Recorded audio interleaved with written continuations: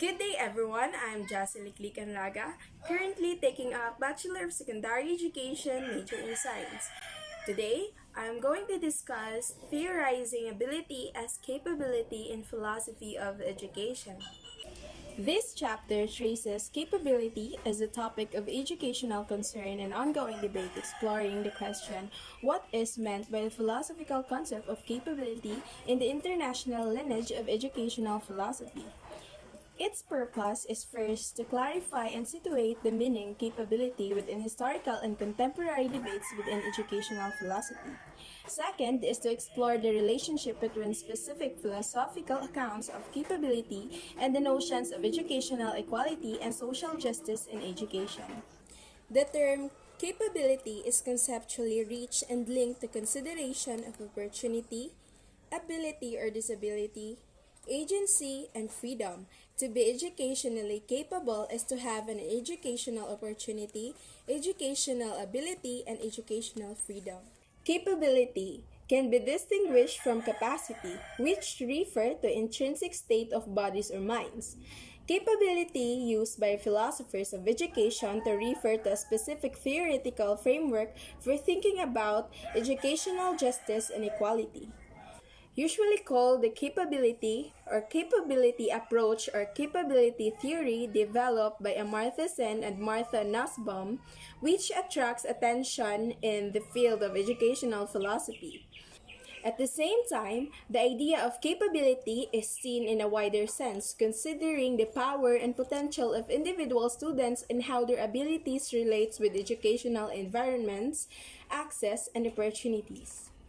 Two areas of research are linked by the questions of what forms of education enable students of varying abilities to develop the capabilities to live good life.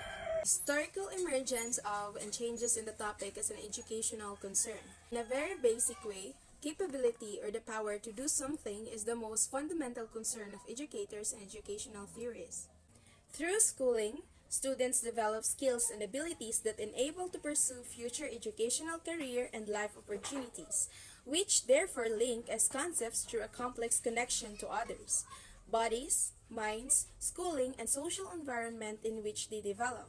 Students develop the power depending on a variety of factors, including their physical, cognitive, sensory, and psychological abilities. Global changes in the legal and policy approach to special education and disability service have begun, albeit often slowly, to bring sustained attention of ability and disability as a concept.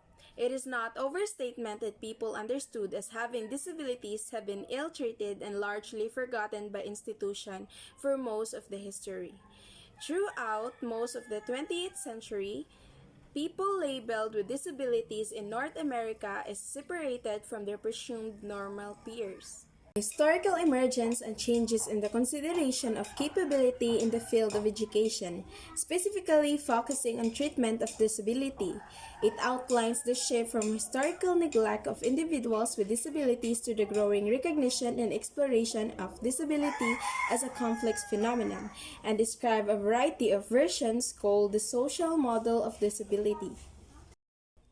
The partner field of disability studies in education, or DSE, likewise situates disability within social educational process and paradigms. They regard disability as emerging from educational process, practices, and other institutional projects.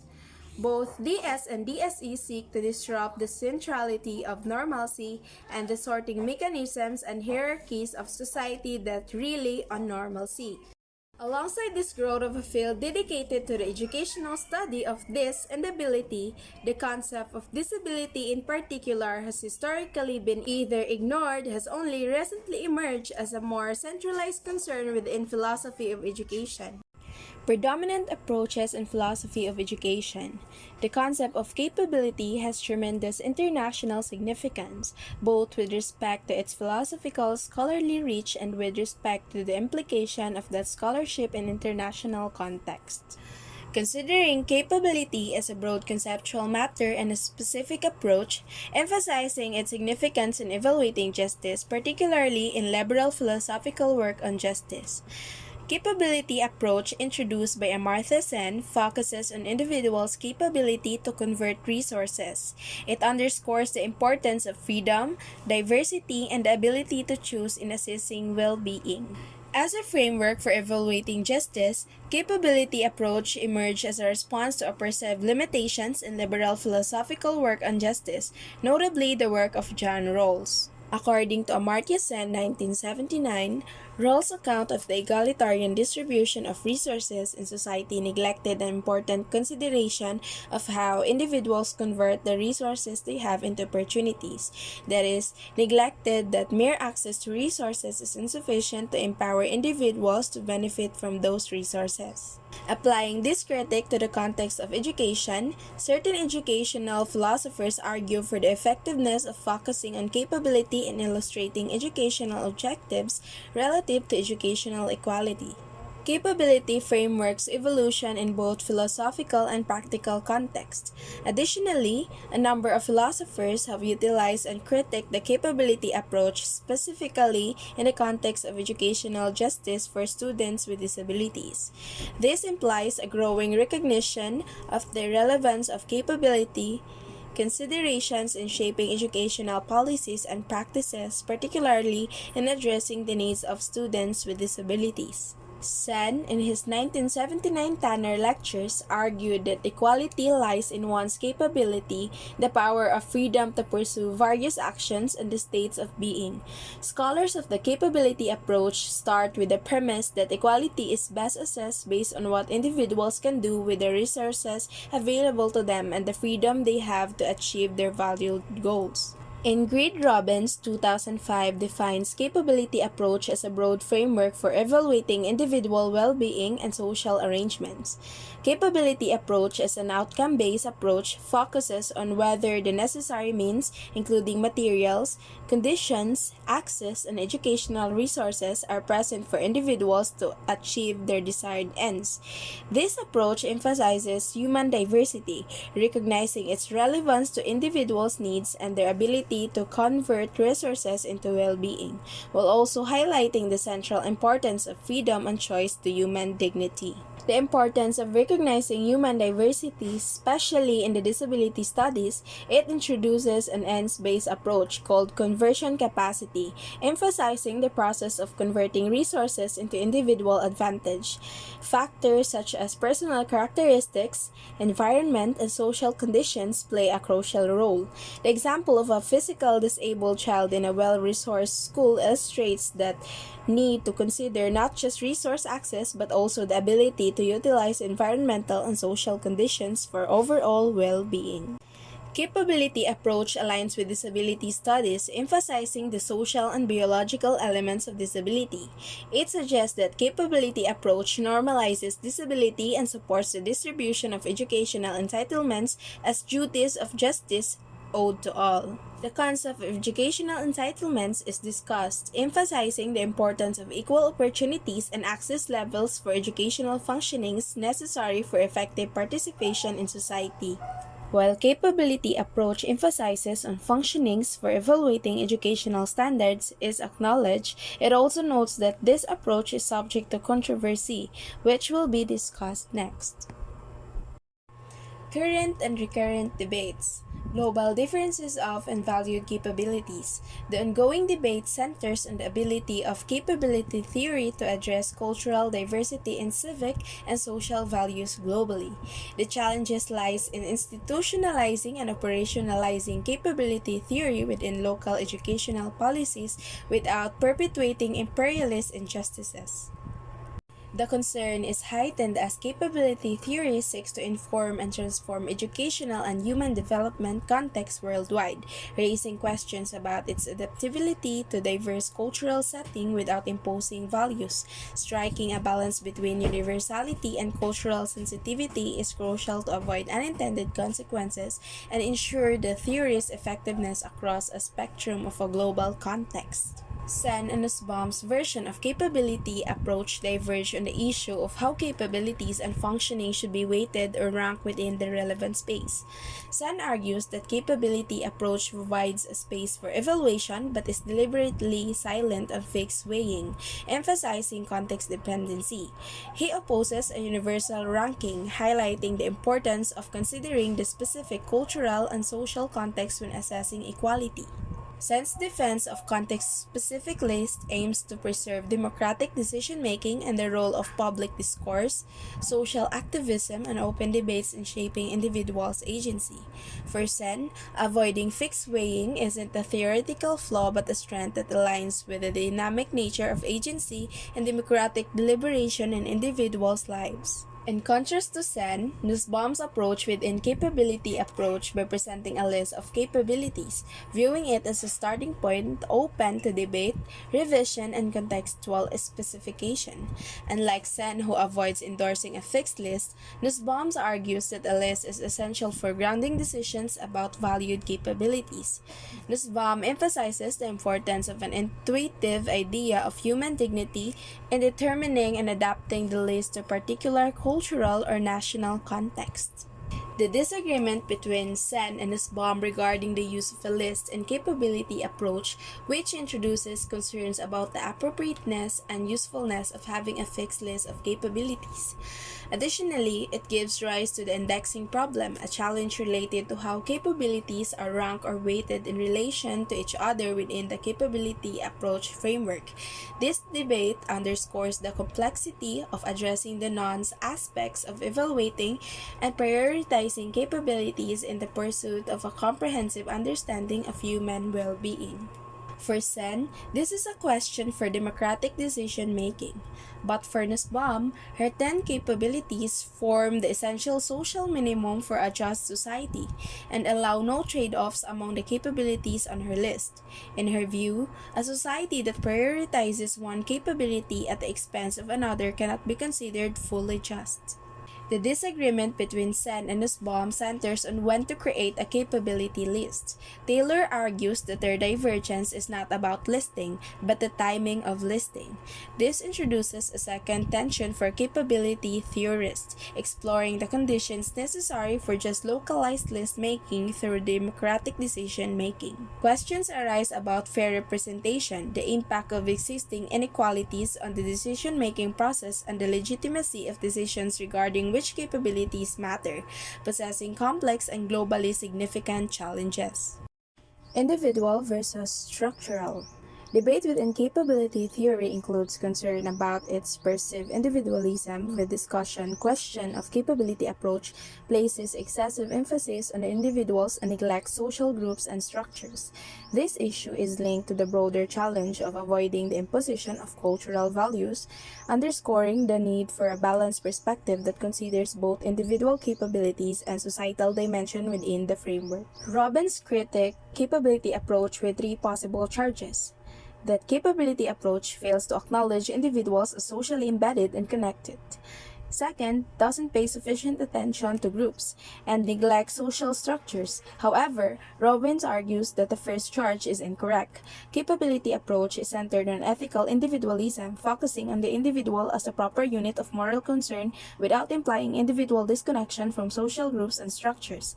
According to Robbins, capability approach evaluates the equality of individuals as socially embedded, emphasizing the relational nature of capability promoted within relationships among individuals and between individualism and their environments. Denwillen and MacGregor argue that capability approach falls short in accounting for social powers, influence on social meanings, which in turn shapes individuals' conception of well-being are defined through relationships with others, constituting a codependent relationship.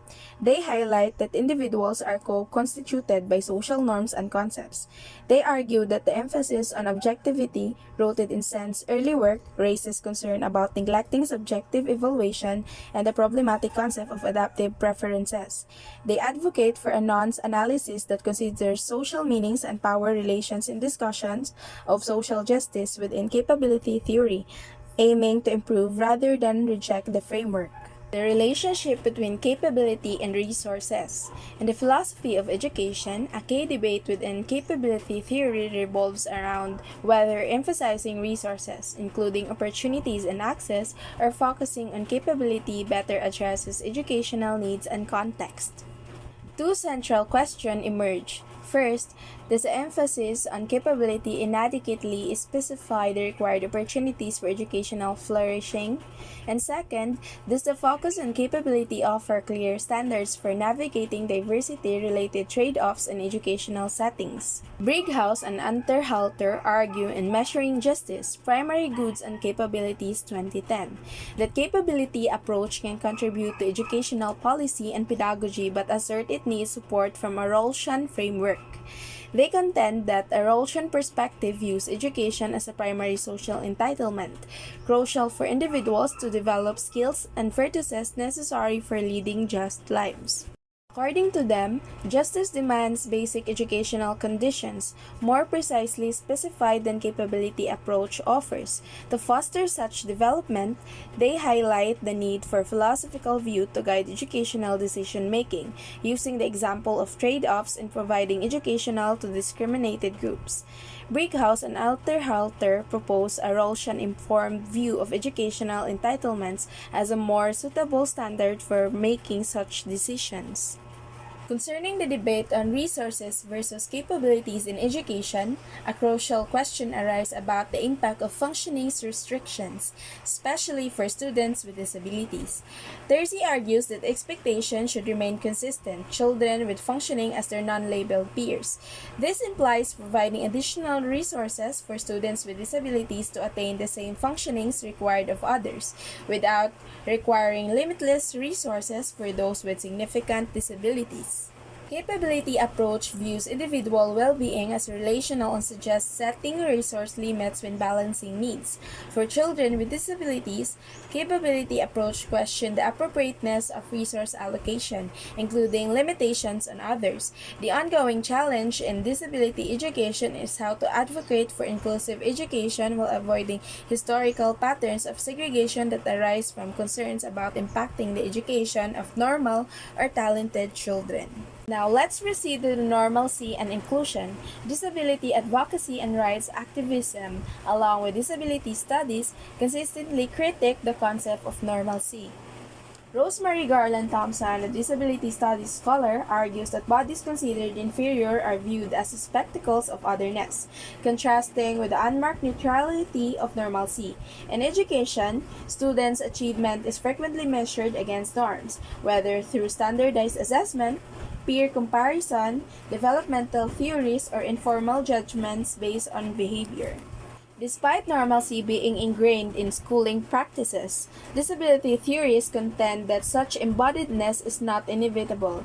While capability approach is praised for normalizing a perspective in human diversity, including bodily limitations and impairments, it is also criticized for potentially reinforcing normalcy. Both Nussbaum and Terzi argue that in education, the emphasis should often be on equalizing functionings, beings, and doings, rather than capabilities, freedoms. This is because the functionings acquired in schooling open doors to future opportunities. The challenges discussed include trade-offs and indexing how educators decide which functionings to promote and how to rank capabilities. Two additional issues arise. One related to normalcy, questioning if certain functionings are promoted due to norms or developmental views, and the other concerning the construction of childhood versus adulthood. This involves determining when functionings are prioritized based on perceptions of normalcy or developmental appropriateness rather than the child's best interest. Education occurs within specific social and cultural contexts with distinct norms for effective participation in political and social activities. These contexts often prioritize certain functionings over others. For instance, oral language. Children are typically encouraged to develop oral language skills through auditory aids and lip reading, reflecting the prevailing norms in educational practices. Concern regarding the promotion of normalcy in the capability approach relates to the conceptualization of adulthood and childhood, while capability approach underscores choice and the freedom to pursue valued functionings in the case of children. It prioritizes certain achieved functionings, possibly alongside a level of maturity gained through experience, to develop capabilities later in life. Despite this, children value their own freedom and the freedom to choose, a crucial aspect of their growing up experience. Applying capability approach to individuals with significant intellectual disabilities prompts concern about the implied distinction between childhood and adulthood. Caroline Baylis criticized Nussbaum for potentially setting problematic standards based on a view of normalcy. Terza questions whatever focusing on specific educational entitlements for societal participation normalizes effective functioning, raising broader issues about balancing standards with the ability of children, including those with disabilities, to choose meaningful pursuits. That would be all for this topic. Thank you and God bless.